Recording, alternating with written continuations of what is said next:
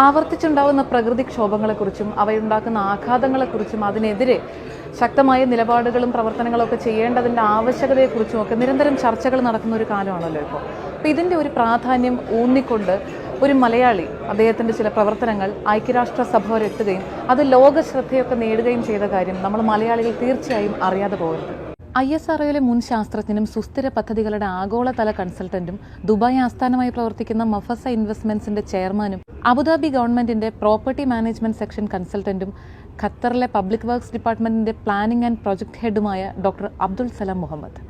ആലുവയിലെ ഒരു സാധാരണ കുടുംബത്തിൽ ജനിച്ചു വളർന്ന ഇദ്ദേഹം ഇന്ന് ലോകരാജ്യങ്ങൾക്കിടയിൽ തന്നെ ഇന്ത്യയുടെ തന്നെ ഖ്യാതി ഉയർത്തിയത് മറ്റൊരു രീതിയിലാണ്. ഭൂമി അതിന്റെ സന്തുലിതാവസ്ഥ പാലിച്ചുകൊണ്ട് നിലനിൽക്കണമെങ്കിൽ പാലിക്കേണ്ട 17 മാനദണ്ഡങ്ങളെക്കുറിച്ച് UN അനുശാസിക്കുന്നുണ്ട്. അതിൽ 7 മീറ്റ് ചെയ്ത അത്യപൂർവമായൊരു സംരംഭം അദ്ദേഹം സാധ്യമാക്കി. അതും കോഴിക്കോട് ജില്ലയിലെ കൈതപ്പൊയിൽ എന്ന കൊച്ചു ഗ്രാമത്തിൽ 125 ഏക്കറിൽ അദ്ദേഹം വിഭാവനം ചെയ്ത Markaz knowledge city.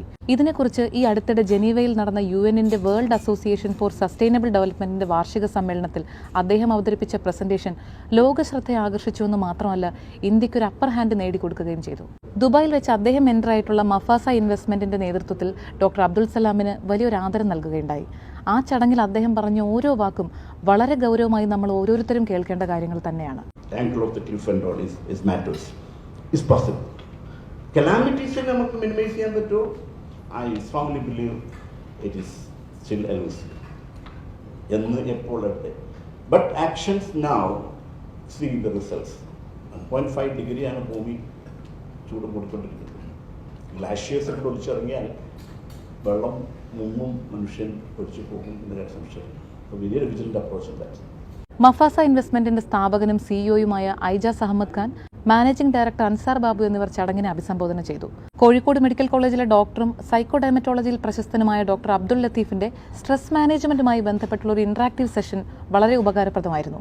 Doctor Nizam, TMG group chairman Thameem, PGS premium global group Oman chairman Naushad Rahman എന്നിവർ ചടങ്ങിൽ അദ്ദേഹത്തെ ആദരിച്ചു. മഫസ എന്ന പേര് സൂചിപ്പിക്കുന്നത് പോലെ തന്നെ പരിശ്രമികൾക്ക് അന്തിമ വിജയം എന്നുള്ളൊരു ആശയവുമായി മുന്നോട്ട് പോകുന്ന ഡോക്ടർ അബ്ദുൽ സലാം സാറിനും അദ്ദേഹത്തിന്റെ സ്ഥാപനങ്ങൾക്കും പ്രവർത്തനങ്ങൾക്കുമെല്ലാം ഹൃദയം നിറഞ്ഞ ആശംസകളും പിന്തുണയും അറിയിക്കുകയാണ്.